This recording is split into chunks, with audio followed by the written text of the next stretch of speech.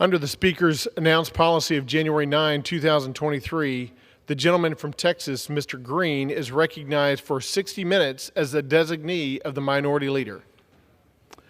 Thank you, Mr. Speaker. And still I rise, Mr. Speaker. I rise with a message related to the month. This is indeed Black History Month. But I rise with a message that goes far beyond this month. A message that carries with it a moral imperative to do certain things that are on the conscious agenda. So today I will first thank the leadership for allowing me to have this time, this privilege to come to the floor and speak on these issues. I'm grateful to the leadership on both sides of the aisle. I'm grateful because it is a rare privilege that one is accorded when one can stand in the well of the Congress and literally speak to the world. Each time I do it, Mr. Speaker, I ask myself, could you have ever imagined this happening to you? And the answer is always the same: never. So I don't take for granted this privilege that I have. And I'm honored to stand here and represent the 9th Congressional District of Texas. But as a U.S. Congressman, a United States Congressman, I do represent everyone in the country because my votes impact the entirety of the nation. So today, Mr. Speaker, I'm going to talk about several issues that are our moral imperative. These issues will include, first, August 20th as an annual day wherein we will recognize slavery remembrance. We want to inculcate this into the fiber and fabric of our country. Slavery Remembrance Day is important because it is unlike any other day. There are many holidays in this country, and I recognize them. I have no quarrel with them. But in this country, we have certain days that are set aside for us to remember certain events that have been seminal moments in time. 9/11, a seminal moment in time, a day to be remembered. Pearl Harbor, the bombing of Pearl Harbor, December 7th, a seminal moment in time, a day to be remembered. The Holocaust, a seminal moment in time that has impacted the rest of time, should be remembered. All of these are remembrance days, days that we have set aside in this country to remember. Well, August 20th of 1619, the White Lion landed, docked, if you will, at Point Comfort. And the White Lion had on it 20 persons of African ancestry. 20 people who were traded. They traded cargo. They had other things that were desired by the colonies, the colonists, and they traded, they exchanged these things. But they also had 20 people that were exchanged for goods that they desired. These 20 people became the persons that we know as slaves. Slaves who were among the first, if not the first, in this country. There may be some debate about some other circumstance, but generally speaking, August 20th, 1619 is acknowledged as the date that slavery had its ugly face shown in our country. August 20th, 1619. 20 people, human beings, treated like cattle, called chattels. Treated like cattle, called chattels. Chattel slavery. We want to commemorate their lives and all of the millions of lives that followed. Commemorate their lives and commemorate their contributions to the success of this country. America's a great country, but it's great because of these humble hands. There were others who contributed to the greatness, and they've been acknowledged, and many are going to be acknowledged. But the humble hands of slaves have not been properly acknowledged for what they have done to make America the great nation that it is. These humble hands helped to construct this Capitol. They helped to raise the statue of freedom that is on top of the Capitol. These humble hands helped to build roads and bridges. They planted the crops. They harvested. They literally were the means by which the nation was fed. These persons were worked, some of them for their entire lives, without remuneration, without compensation. They were kept alive. They were given clothing. They were given food, the necessities of life, only such that many of them could continue to slave their lives away. We don't recognize them for what they've done for this country. The truth is, we revile them. We revile the slaves, those who were enslaved, to be more appropriate. We revile them, and we revere the enslavers.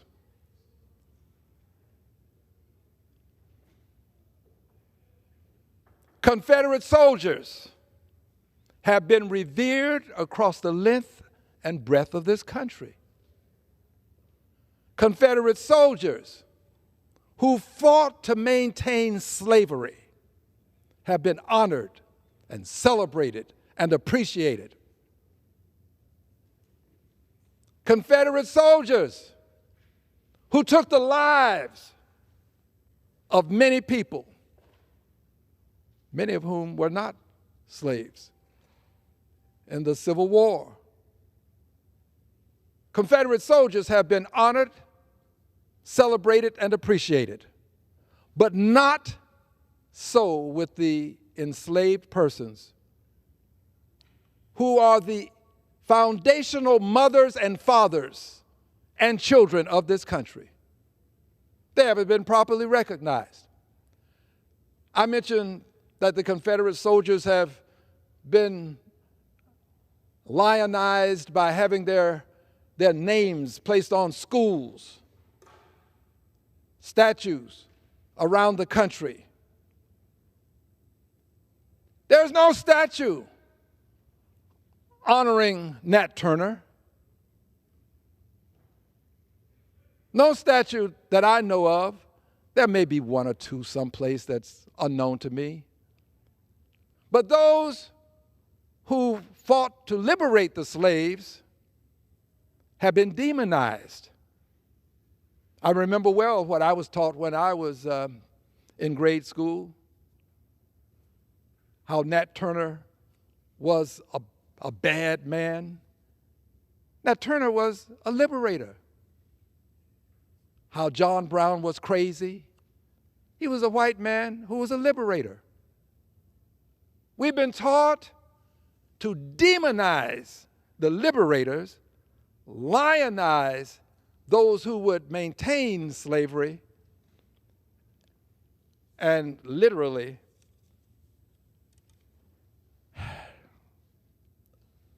overlook, marginalize, literally try as best as we can to reshape history as it relates to those who were enslaved. Here's how far we've gone with this. 1956, this Congress, 1956, the Congress of the United States of America accorded a Congressional Gold Medal to Confederate soldiers. Confederate soldiers. The Congress of the United States of America honored Confederate soldiers. Never has this Congress bestowed any honor on the enslaved. It is almost impossible for people of goodwill to comprehend that such a thing occurred. And it's still occurring because we still have places around the country where Confederate soldiers are being lionized. But the slaves, they've not been recognized.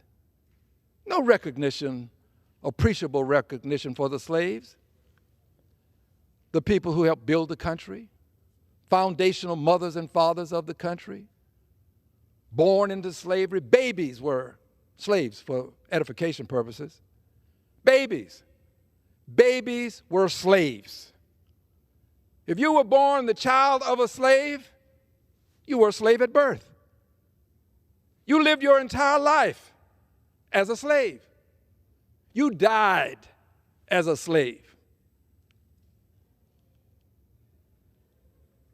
At some point, this wrong has to be addressed.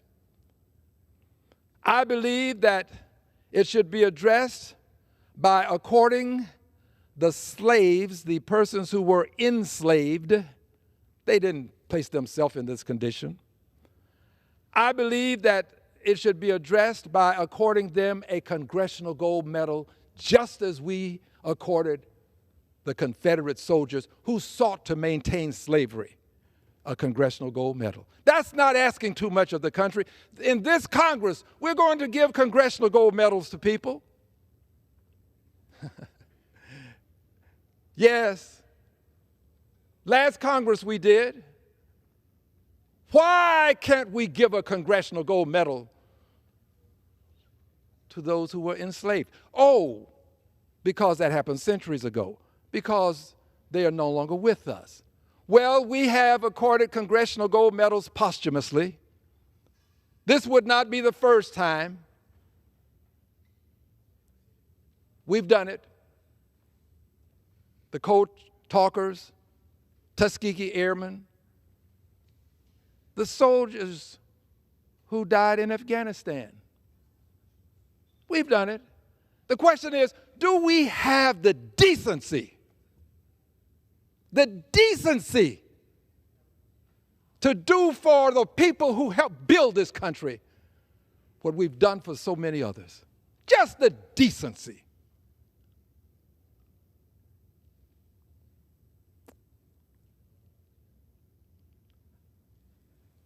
I believe that we can and we should do this. It would be historic, but it would be meaningful to a good many people. It would say that we respect those people. We regret what happened to them, but we respect them, and we respect them enough to recognize their lives, not just the work, not the building of the country, but their lives that were sacrificed. I believe it can be done. I believe it should be done. But I'm not alone in my belief. We opened the letter up and started circulating it today. I want to read the names of the persons who have similar beliefs. These are persons who are already on as original co-sponsors, and we will close the opportunity at the end of Black History Month. It is open now to everyone. This is Black History Month. This is a piece of Black history, a seminal piece of Black history. And we're going to tell you who believes that a Congressional Gold Medal ought to be accorded. Persons who sacrificed, whose lives were sacrificed to make America the great country it is.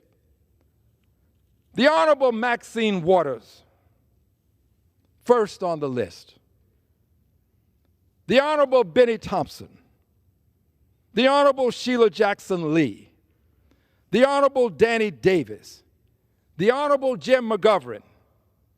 For fear that someone may just be tuning in or starting to follow what we're doing, I'm announcing the names of persons who have allowed their names to be associated with the Congressional Gold Medal legislation that we will be filing at the end of this month, this Black History Month.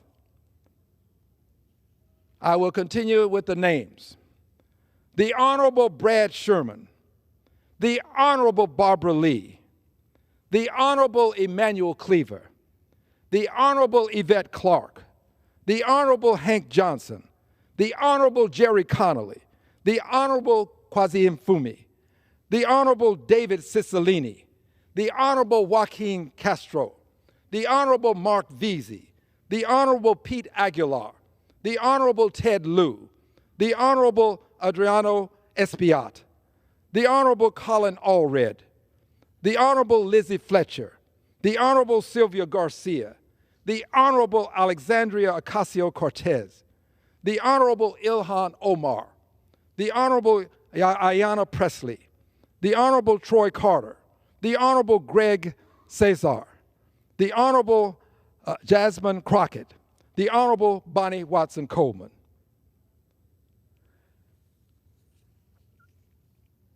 I trust that there will be more names that I will be permitted to announce at a future point in time. Remember, historic legislation, original co-sponsorship closes at the end of Black History Month. The last day, it will close at the end of this month. This legislation is designed to be brought to the attention of the House this month. So we will close it and we will file it on the last day of this month.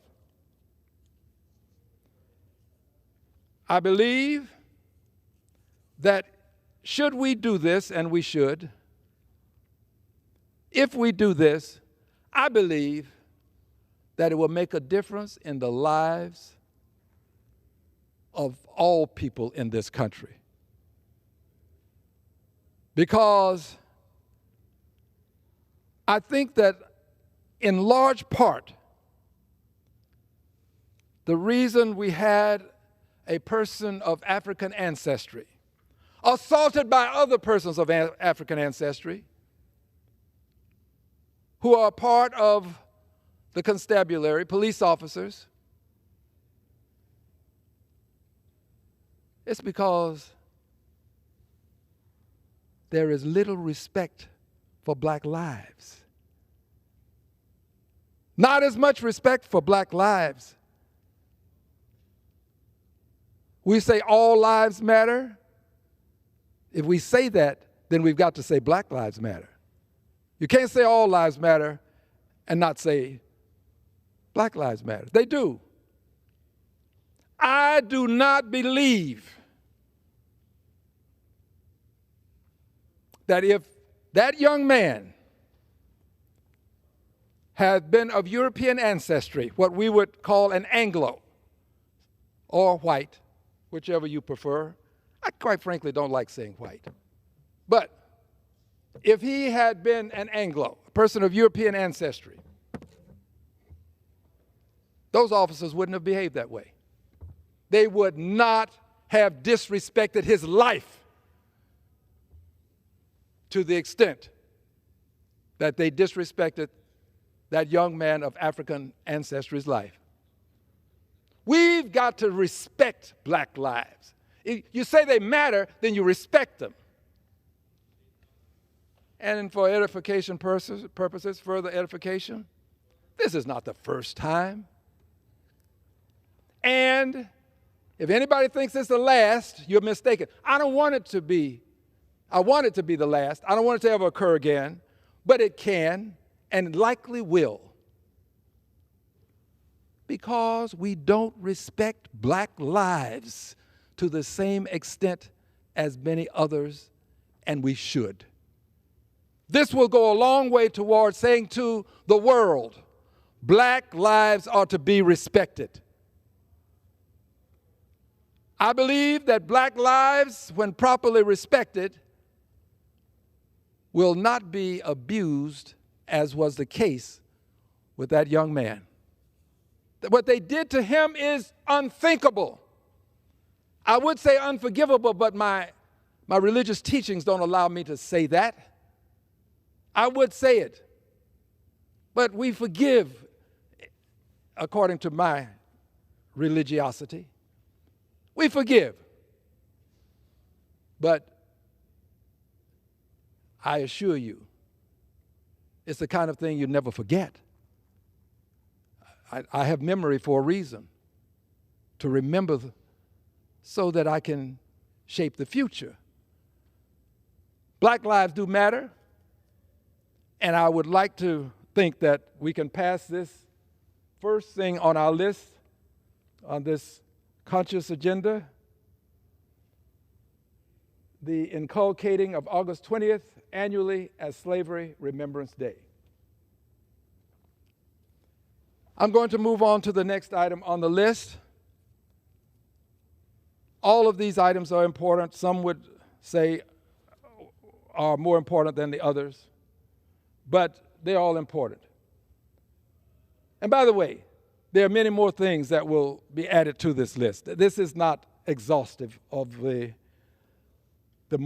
things that are our moral imperative for this conscious agenda. The second item that I have listed, third item actually, I've talked about the August 20th as Slavery Remembrance Day, and I've talked about awarding a Congressional Gold Medal to the enslaved. So now I'm going to talk about the third item, which is the name of Richard Russell, removing the name of Richard Russell from the Russell Senate Office Building.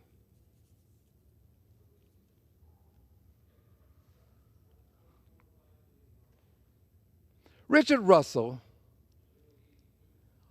was a self-proclaimed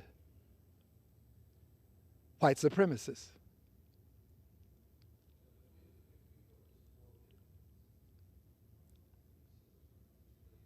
I don't go in the Russell Senate Office Building. I think I respect myself enough not to go in the Russell Senate Office Building. Others do what they may. And I assure you, if that office building had on it a name associated with the Third Reich, lots of other people wouldn't go in too. We'd take that name off of that building. What Richard Russell did to people of color is not only sinful, it is such shameful, so shameful as to not reward him with placing his name on a building paid for with tax dollars, maintained with tax dollars, knowing that people of color of necessity have to go in and out of the building? Do you have no respect for us? Do you not care how we feel about things? Is it just another thing that we'll get around to when we feel like it? Can we not say when things that are harmful to us, our psyche, our well-being, can we not say when they should cease to exist? Do you have to always set the timetable for the people who suffer? What's wrong with the Senate? The United States Senate can change this. Take his name off.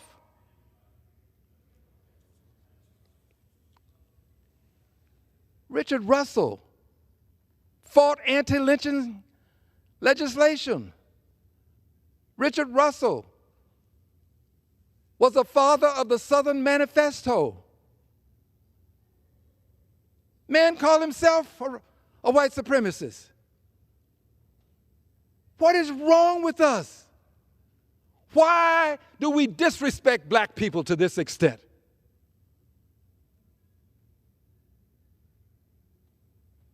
The Senate ought to immediately take it up, but it won't. This is Black History Month. Be a great time to do it, but it won't.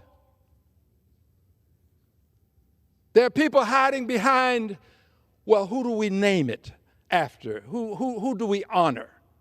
What name do you put on it? I'm not asking you to put Nat Turner's name on it. I'm not asking you to put John Brown's name on it. I'm not asking you to put Dr. King's name on it, Rosa Parks' name on it, Harriet Tubman's. I'm not asking you to put any name on it other than the name it had before it became the Russell Senate Office Building. And that name was the old Senate Office Building. Revert to the name it had, and then take all of the time you desire, my dear brothers and sisters. Take as much time as God allows. Ad infinitum. Go beyond the end of time if you so desire. But Richard Russell's name won't be there ad infinitum. It won't be there beyond the end of time.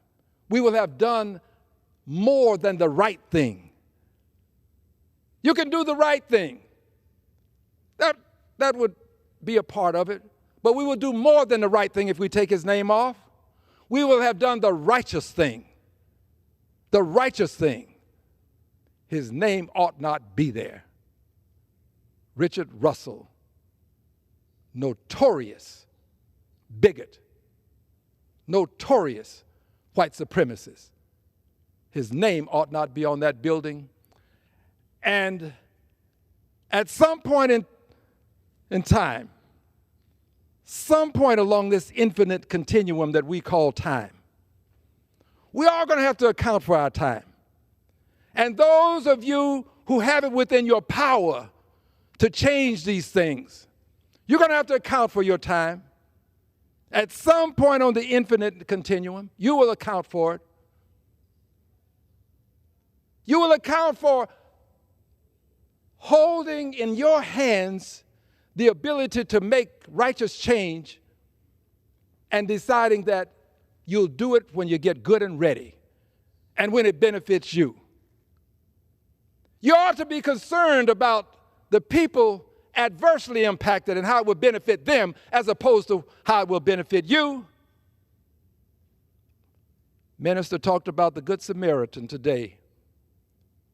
The Good Samaritan didn't ask the question, what will happen to me if I cross over and I help this person who's been beset upon by thieves?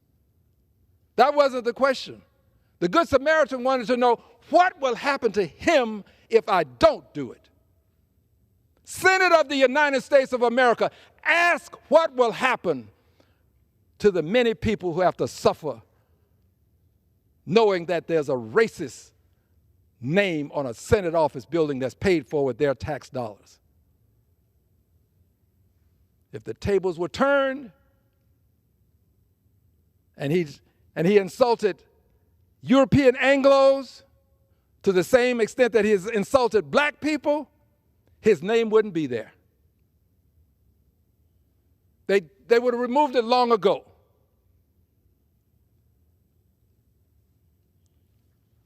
It's time for the name to come off of the building. Let it revert to the old Senate office building. The fourth thing on the agenda, enacting the Securities and Exchange Atonement Act. Friends, our research has shown that financial institutions engaged in the slave trade, banks, many of the big banks now had predecessor institutions, banks, that literally, actually made loans to people and allowed those loans to be secured with enslaved people. Enslaved people treated like cattle called chattels. Enslaved people like a piece of property. Like you secure a loan now with a piece of property. They secured the loans with enslaved people. Made money doing it. Insurance companies, predecessor institutions, literally insured enslaved people just as you would insure cattle, a horse, a cow. They insured them, made money.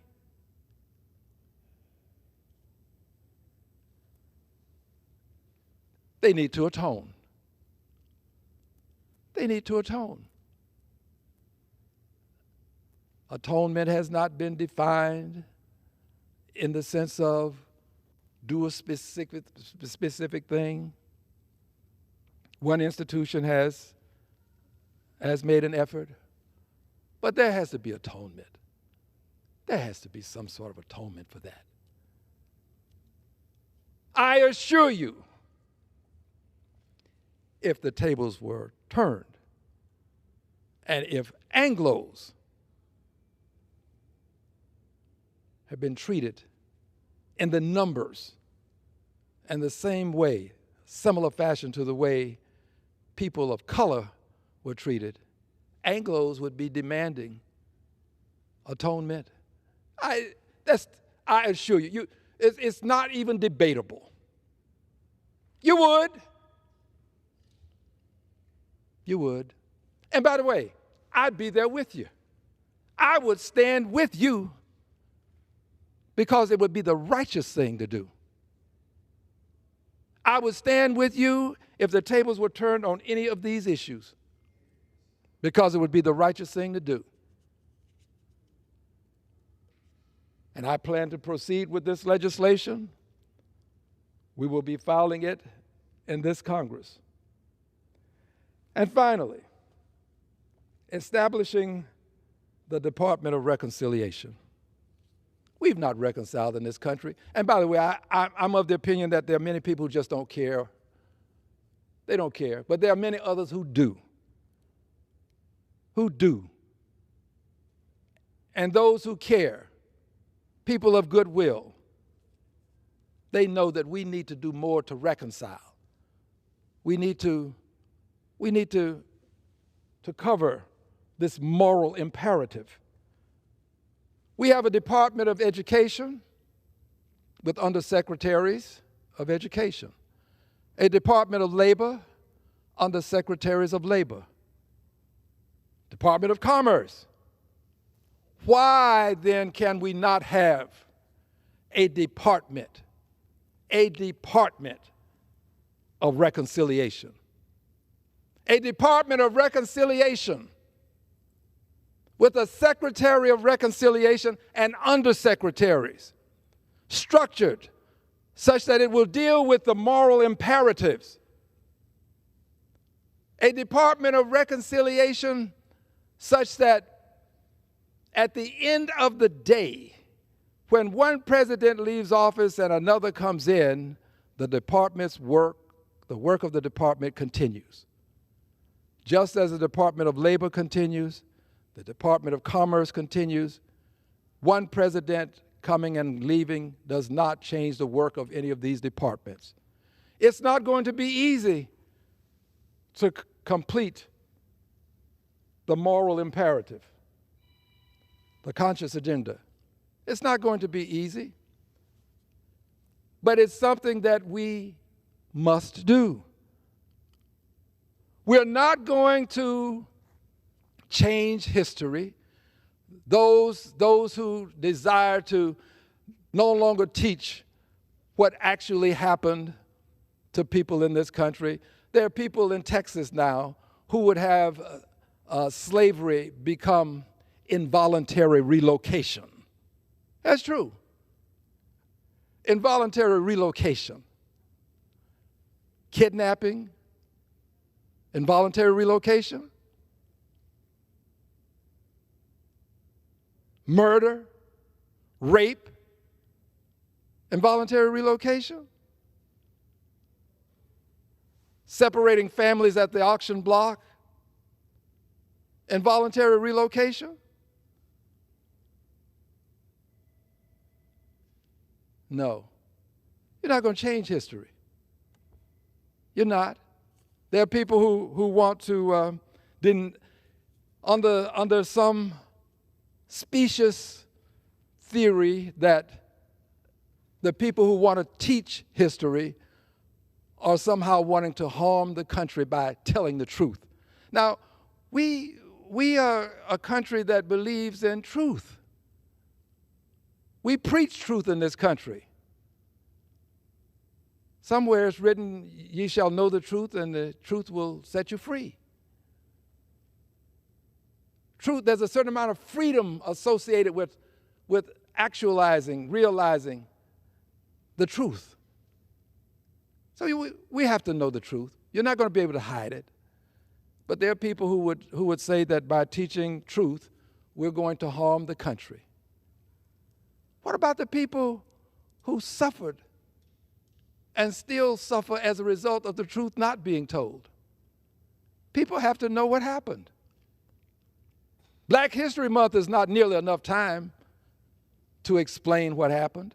We pick out certain things that happened, certain meaningful moments in time, but that's not Black history. Black history is more than the civil rights movement. It really is. It's more than the history of Africans in the Americas. Yes, Black history is American history, but it's also world history. It's world history. Just as the history of others who are global, they have a global history too. I remember in my history book, there was an indication that the reason the nations or countries in Africa were not mentioned in world history was because they made little contribution to history.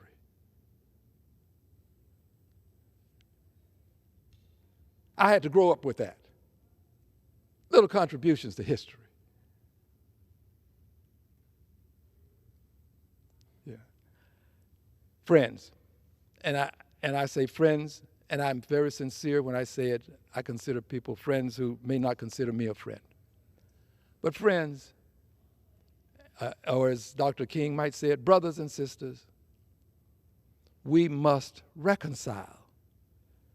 We will not reconcile without some structured department, something that has no end in sight. The end would be when reconciliation is ultimately achieved. So we need this Department of Reconciliation. The country needs it. It will benefit us all. It will make the country a better place. But not everybody wants it. Not everybody wants to see the change in the status quo. I know this is a very difficult thing for many people to embrace. And I'm very much aware of what Voltaire called to our attention. And it impacts many people. He reminded us that it is dangerous to be right in affairs where established men are wrong. It's dangerous to be right. Many people, they understand that. And because they understand that, they avoid this. This is a righteous agenda. There is nothing on here that cannot be done and should not be done. Everything on here is a part of the righteous agenda. Nothing wrong with inculcating August 20th as Slavery Remembrance Day because of what happened to the slaves, just as we have a 9/11 remembrance, just as we have a Pearl Harbor remembrance, a Holocaust remembrance. By the way, all recognized by the Congress. That would be the House and the Senate. Congress as House and the Senate, not just the House. All recognized. But I do confess this, and I should have mentioned it earlier, but it's never too late to speak truth. The President of the United States has acknowledged August 20th, has acknowledged Slavery Remembrance Day. The Honorable Joe Biden. The House passed this resolution, by the way, many members are not aware of it. We did pass a resolution honoring August 20th. I don't know what the Senate will do, but I'm at a point where I just believe we need to go on and commemorate the day. Just commemorate the day. That nobody gets paid. I'm not asking, does anybody get paid? Nobody should be paid. This is a day of commemoration, not celebration. No celebrations.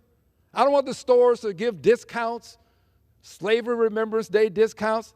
That's not what this is about. This is sacred. This is not secular. This is August the 20th. Nothing wrong with that. Nothing wrong with it. The President has acknowledged, and if I just may say so, the President, in his efforts to acknowledge that Black Lives Matter and do so in a very positive way, the President appointed an African-American female to the Supreme Court of the United States of America. Something that could have been done by many others, but never achieved. He did it. Now, if anybody thinks I'm going to forget that the President did something as significant as that, see, may not be important to other people, but to me it is. Probably one of the most important things that he has done. And I'll be eternally grateful, and there are a lot of other people who will be equally as grateful. So there's nothing wrong with this August 20th as Slavery Remembrance Day. Nothing wrong with giving a congressional gold medal to the enslaved people who built the country, laid the foundation for the economic success of the country. Nothing wrong with that. If we can do it for the Confederate soldiers, surely we can do it for the enslaved people born into slavery, lived as slaves, many of them, and died as slaves. Nothing wrong with removing the name of a self-proclaimed white supremacist from a building paid for with tax dollars. Nothing wrong with saying that these companies, mega companies, nothing wrong with saying that these mega companies who profited enormously from the slave trade, nothing wrong with saying they should atone. Good Christians understand atonement. People of goodwill understand atonement. All religions address atonement in some way. Nothing wrong with atonement. And wanting to reconcile, having a Department of Reconciliation. How does that hurt a country wherein we see circumstances necessitating reconciliation. Our moral imperative. Mr. Speaker, it's always an honor. It is a privilege to have this freedom of speech. Freedom of speech may be the hallmark of our democracy. We don't have to agree. That's what freedom of speech is all about. Freedom to say and not be persecuted for having said. I'm grateful to have this opportunity to speak without fear of persecution. I could be wrong, but I'm not afraid. I'm not afraid. And I'm grateful. I love my country. I try to conclude by saying this. I love my country. I salute the flag. Yes, I say the Pledge of Allegiance. I sing the national anthem. I stand when I sing it. I place my hand on my heart when I sing it. I place my hand on my heart when I say the Pledge of Allegiance. But I also defend those who choose not to.